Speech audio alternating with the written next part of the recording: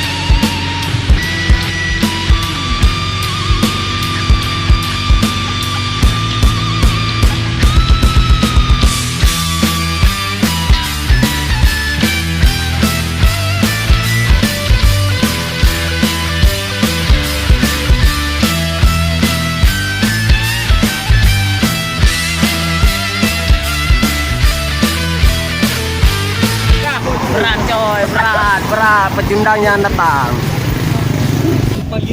Jadi di Oka itu bukan masalah sisi, bukan masalah komunikasi, bukan masalah apa. Di Oka itu kita menjalin persaudaraan. Di sini kita keluarga, bukan orang lain. Jadi walaupun misalnya yang tua maki yang muda, anggap ya kayak ayah maki anak, kayak ayah marah-marah anak. Itu juga yang muda misalnya ngasih masukan ke yang tua itu anggap aja dari adiknya ngasih masukan ke abangnya. Kita di sini semua keluarga. Udah. Semua itu lebih dari sekedar pertemanan. Mesin gede, mesin kecil, kita di jalan sama-sama. Resiko kita tanggung sama-sama. Kita hidupkan Oka sama-sama. Hidup Oka! Hidup!